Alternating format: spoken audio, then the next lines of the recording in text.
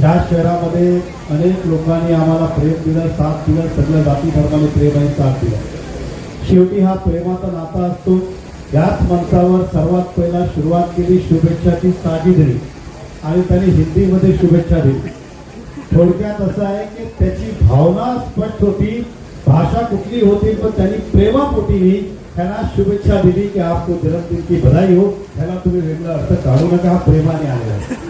राहिला प्रश्न, मराठीचा अभिमान सर्वांनाच आहे, महाराष्ट्राचा अभिमान सर्वांनाच आहे. देशाचे पंतप्रधान हे सांगायचं राष्ट्रपती हे उद्देश होतं की मला मराठी पण येते आणि हिंदी पण येते, त्याला वेगळा अर्थ लावू नका, तुम्हाला कुठल्या भाषेत पाहिजे मी त्या भाषेत बोलू शकतो. हा त्यांचा एक महाराष्ट्राला प्रेम होता आणि स्नेह होता. मी मुझफ्फर हुसैन साहेबांचा आप नहीं थे तो मुझे बहुत तकलीफ हो रही थी चुनाव में साथ में, कारण की चांगल्या शहराचा विकास होण्यासाठी विपक्ष लागतोच.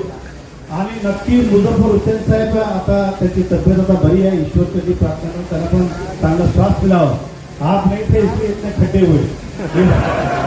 आप ते असते तर मागे लागले असते विपक्ष. आम्ही जोरात लागलो असतो, आम्ही लागतोच आहे, परंतु विपक्ष असलाच पाहिजे.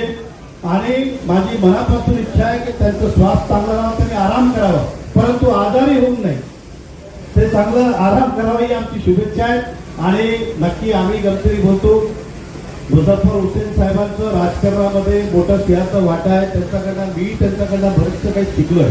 5 वर्ष त्यांच्यासोबतही होतो. तर माझ्याकडे जो काय आहे तो सगळ्यांचं थोडं थोडं मिक्सचर आहे. म्हणजे तुमचं पण थोडंफार मिक्सचर आमच्याकडे आहे आणि ह्या शहराला प्रगतिशील करण्याचा प्रयत्न करतो. मी परत एकदा संदीप राणेजी यांना वाढदिवसानिमित्त मनापासून शुभेच्छा देतो आणि खूप खूप अभिनंदन. धन्यवाद. जय हिंद, जय महाराष्ट्र.